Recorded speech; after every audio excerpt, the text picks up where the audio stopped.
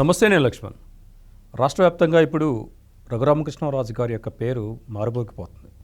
ఒకప్పుడు రచ్చబండ రాజు గారు అనే ఈయన ఉండి ఎమ్మెల్యేగా భారీ మెజార్టీతో గెలిచి ఇప్పుడు అసెంబ్లీలో, చట్టసభల్లో, ఏపీ శాసనసభలో డిప్యూటీ స్పీకర్గా ఆయన ఎన్నికయ్యారు.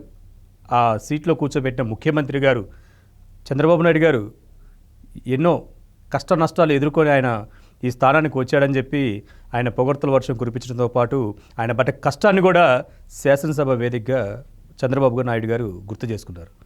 అయితే రఘురామకృష్ణ గారు మొదటి నుంచి ఆయన పారిశ్రామికవేత్త అయినా కానీ ఆయన పొలిటికల్ జీవితం ఎలా సాగింది అనే అంశంపైన మనతో మాట్లాడడానికి ప్రముఖ పొలిటికల్ అనలిస్టు మధుసూదన్ రెడ్డి గారు ఉన్నారు. ఆయనతో మాట్లాడే ప్రయత్నం చేద్దాం.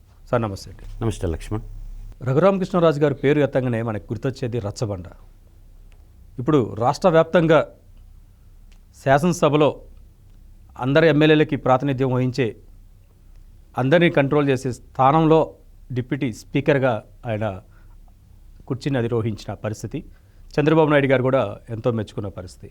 అయితే ఆయన రాజకీయ తీరుతెన్నులు రాజు వర్సెస్ రెడ్డి అని వచ్చిన ఒక టైటిల్ సోషల్ మీడియాలో అప్పుడు జగన్మోహన్ రెడ్డి గారి మీద రచ్చబండ పెట్టి వారు వన్ సైడ్గా మాట్లాడారు.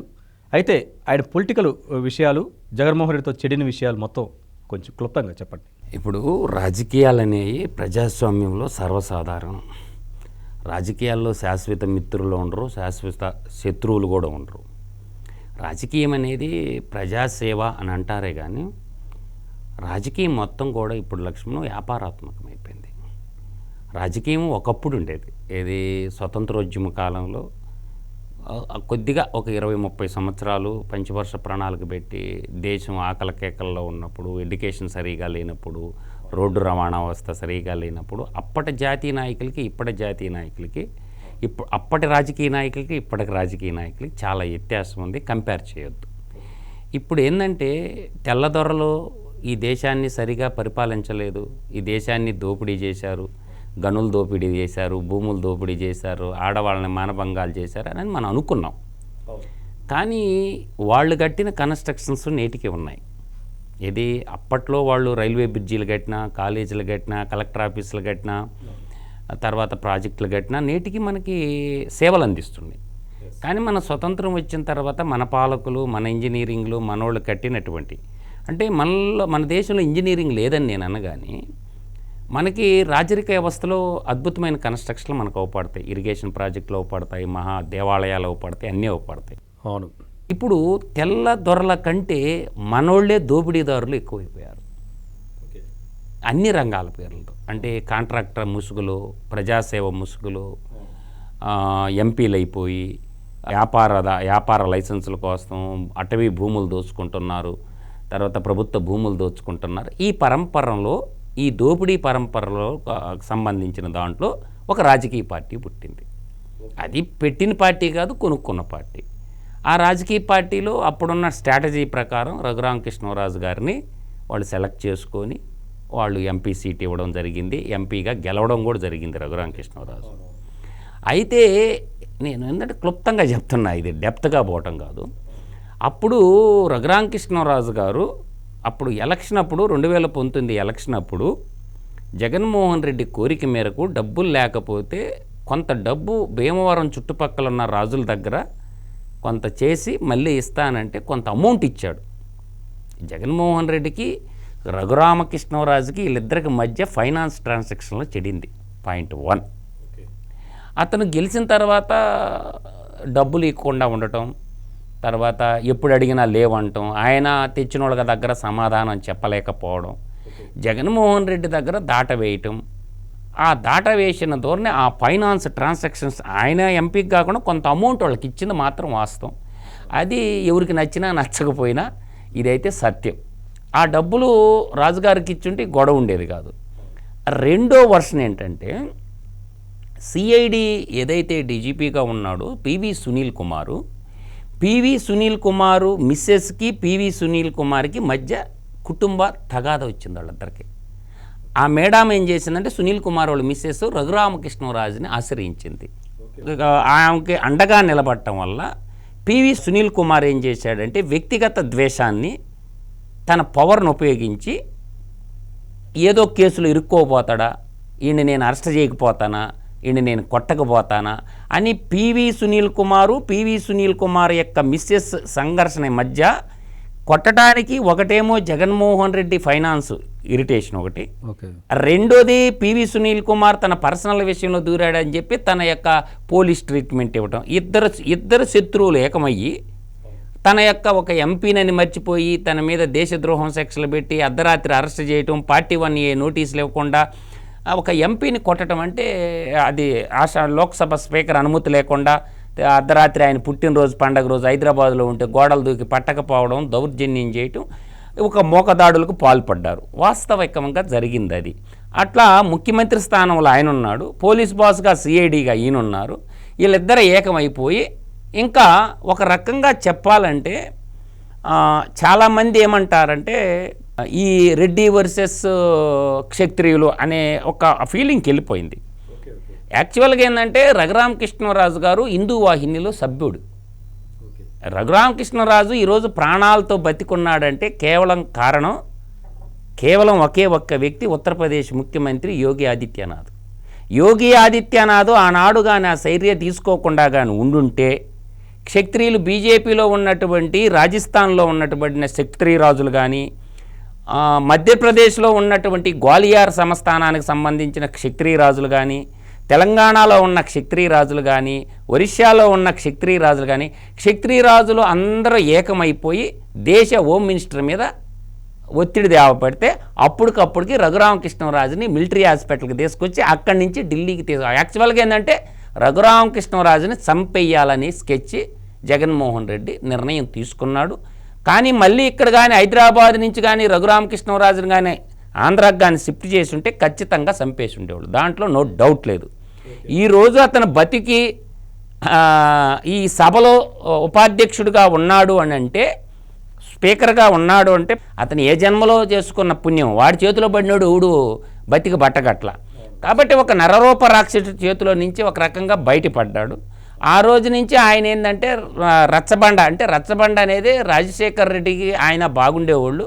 రాజశేఖర రెడ్డి రచ్చబండ ప్రోగ్రాంకి పోతా కాలగర్భంలో కలిసిపోయాడు, పావురాల గుట్లో కాలగర్భంలో కలిసిపోయాడు. ఆ రచ్చబండ ప్రోగ్రాంతో రోజు ఇతను చేసే అవినీతి, ఇతను చేసే పాలన విధానాల మీద రోజు ఒక ఛానల్లో, శాటిలైట్ ఛానల్లో స్లాట్ బుక్ చేసుకొని రంబోలా చేసాడు. రచ్చబండ ప్రోగ్రాం పేరుతో అతని అవినీతి మీద, అతను చేస్తున్న ప్రణాళికల మీద, చేసే అన్ని లంగులు అత్తగోరు పనులన్నింటినీ ఎండగట్టి ప్రజల ముందు విశదీకరించి చెప్పాడు. ప్రతిరోజు మధ్యాహ్నం 12 నుంచి 1 గంట, లేదంటే 1 గంట నుంచి 2 లోపు ఏదో ఒక టైంలో ఫేస్బుక్లో లైవ్లోను, యూట్యూబ్ లైవ్లోను, శాటిలైట్ ఛానల్ లైవ్లోను కనిపిస్తూ రాష్ట్రంలో జరుగుతున్న అరాచక పాలన ఎండగట్టే ప్రయత్నం చేసిన రఘురామకృష్ణరాజు అప్పుడు చాలా ఫేమస్ అయ్యారు. ఆ నేపథ్యంలో అనేక ఒత్తుళ్ళు, కేసులు, సిఐడి నోటీసులు ఇవన్నీ జరిగినా కానీ ఆయన తట్టుకొని నిలబడి ముందుకెళ్ళిన పరిస్థితి మనం చూసాం. అయితే ఆ క్రమంలో జగన్మోహన్ రెడ్డిని అన్ని విధాలుగా ఏకరవ పెడుతూ ఆయన చేసిన డిబేట్స్ ప్రతిపక్షాలకు అస్త్రాలుగా మారాయనుకుంటారా? ఖచ్చితంగా, దాంట్లో నిస్సందేహంగా చెప్తాను. జగన్మోహన్ రెడ్డి బాధితుల్లో మనకి టాప్ మోస్ట్ మీడియాలో అందరూ అనుకుంటున్నట్టు లక్ష్మణ్, మీరు టాప్ మోస్ట్ ఇప్పుడు మనకి అచ్చెన్నాయుడు బాధితుడే, కొల్లు రవీంద్ర బాధితుడే, దూలిపాల నరేంద్ర బాధితుడే, తర్వాత ఇప్పుడు స్పీకర్గా ఉన్నట్టు అయ్యన్న పాత్రుడు బాధితుడే. ఆయన పాలన కాలంలో బాధితులు కానీ అటువంటి వాళ్ళు మీరు టాప్ లీడర్స్ గురించి ఎతుకుతున్నారు, నేను సామాన్యుల గురించి మాట్లాడుతున్నాను. జగన్మోహన్ రెడ్డి యొక్క బాధితులు లక్షల్లో ఉన్నారు. నాకు తెలిసి మన సీమాంధ్ర నేల మీద నా దగ్గరకు వచ్చినటువంటి, నాతో మాట్లాడినటువంటి, అన్నా ఇంత అన్యాయమా, ఏందన్నా ముఖ్యమంత్రి అయితే ఏమైనా చేయొచ్చా అని చెప్పి బాధితుల్లో జగన్మోహన్ రెడ్డి యొక్క బాధితులు నాకు తెలిసినట్టు ఒక చిట్టా ఉంది. 2,50,000 పైబడిన కుటుంబాలను నాశనం చేశాడు. అంటే ఒక ఆర్థిక ఉగ్రవాదికి బెయిల్ ఇచ్చడం వల్ల, ప్రజలు మంచొచ్చుడు ఎన్నుకోవడం వల్ల 2,50,000 కుటుంబాలని నాశనం చేశాడు. గ్రామాలు వదిలేసి తెలంగాణలో ఏ పల్లికి పోయిన అవుపాడతారు, కొంతమంది బెంగళూరు, కొంతమంది చెన్నై, ఎటువంటి అటు వెళ్ళిపోయారు. పొలాలు వదిలేసుకొని, వ్యాపారాలు వదిలేసుకొని, ఇవన్నీ ఎందుకు? ప్రశ్నించినందుకు, వ్యతిరేకంగా మాట్లాడినందుకు. అందరు సకల జనుల్ని, ఇప్పుడు అక్కడ మతం లేదు, కులం లేదు, అన్ని కులాలోళ్ళు, అన్ని మతాలోళ్ళు ఆయన కాలంలో బాధపడ్డారు. కేవలం ఒక జే గ్యాంగ్, ఈ పులివెందల పాబ్లో ఎస్కోబార్ అంటారు, ఇన్ని పులివెందల పాబ్లో ఎస్కోబార్ అంటాడు. ఈ పులివెందల పాబ్లో ఎస్కోబారు, ఈ పులివెందల పాలిగాడు, పులివెందల పులిరాజాకి అధికారం మదంతో ఇష్టారాజ్యంగా ఎర్రవీగాడు. తర్వాత ఈ గంజాయి పంట కూడా పండించేసి తన లిక్కర వ్యాపారంలో అతనికి ధనం తప్ప ధనం మితం జగత్ అన్నట్టు ధనయామోహంతో లిక్కర్ వ్యాపారం అంతా అర్థం చేసుకోవడం, మైనింగ్ బిజినెస్ అర్థం చేసుకోవడం, లిక్కరు మైనింగు లక్ష్మణం ఒకటా ఏంటి అంటే సెంట్రలైజ్డ్ కరప్షన్ అంటారు దీన్ని. ఈ సెంట్రలైజ్డ్ కరప్షన్ అలవాటు పడిపోయి ఎమ్మెల్యేలు, ఎంపీలు వీళ్ళంతా సామంతరాజులు వాళ్ళు చిన్న చిన్న దొంగతనాలు చేస్తే ఒక దొంగోడికి రాజ్యం అప్పజెప్పడమే ప్రజలు చేసినటువంటి బ్లండర్ మిస్టేక్. ఈరోజు 9,74,000 కోట్లు అప్పు అయిపోయిందని ఒక తట్టు చెప్తున్నారు. సరే, బడ్జెట్లోకి పన్నుల రూపంలో వచ్చిన డబ్బు 10 లక్షల కోట్లు ఉంది. కేంద్ర లక్షల వాటా బొగ్గన రాజేంద్రనాథ్ రెడ్డి అసెంబ్లీలో ప్రవేశపెట్టిన బడ్జెట్. అప్పుడు ఈ దోచిన సంపదనంతా విదేశాలకు తరలిచ్చేసి ఎక్కడ దాపెట్టాడు. కాబట్టి వీటన్నిటి మీద కూడా నేటి కూటమి ప్రభుత్వం ఏంటంటే రెవెన్యూ రికవరీ యాక్ట్ అని ఒకటి ఉంది. ప్రతి రూపాయి కక్కించాల. ఎందుకంటే శత్రువు మిత్రుడైనట్టు ఈ ఫిలాసఫీ నడుస్తుందని అనిపిస్తుంది నాకు. ఆయన ఇప్పుడు డిప్యూటీ స్పీకర్ అయ్యారు రఘురామకృష్ణరాజు గారు. ఆయన స్పీకర్ హోదాలో కూర్చున్నప్పుడు, జగన్మోహన్ రెడ్డి ప్రతిపక్ష హోదాలో అక్కడ కూర్చున్నప్పుడు left side, right side Pawan Kalyan అంటారు. ఇప్పుడు ఈ క్రమంలో అసెంబ్లీ సీను మీ ఆలోచనకి ఎలా ఉండబోతుందంట? నేననేది ప్రజా దేవాలయం లక్ష్మణ్. ప్రజా దేవాలయంలో ప్రజల సమస్యల గురించే చర్చించాలా, వ్యక్తిగత దోషంలో చేసుకోకూడదు. వ్యక్తిగత దోషంలో ఏమన్నా చేసుకోవాలంటే అసెంబ్లీ బయట చేసుకోవాలి. ఇప్పుడు కూడా సభలో సజావుగా నడుస్తుండే అని అనుకుంటుంటే మీరందరూ భ్రమల్లో ఉన్నారు. ఎక్కడ కూడా వ్యక్తి స్వామ్యం కంటే ప్రజాస్వామ్యం గొప్పది లక్ష్మణ్. కాబట్టి విజ్ఞత, అందరూ ఎడ్యుకేటెడ్స్, చదువుకున్నోళ్ళు విజ్ఞత ప్రదర్శించండి. కాబట్టి డిబేట్కి వచ్చినప్పుడు ప్రశ్న సంధించాలా, ప్రశ్నకు తగ్గ ఆన్సర్ చెప్తే అయిపోద్ది. రెండోది ఏంటంటే ఈ యొక్క ఐఏఎస్ ఆఫీసర్లు కూడా ఏదైతే రెవెన్యూ ఏదైతే ఉందో ఈ రెవెన్యూలో ఉన్నటువంటి ఐఏఎస్ ఆఫీసర్లు కూడా కరప్షన్కి బాగా అలవాటు పడిపోయారు.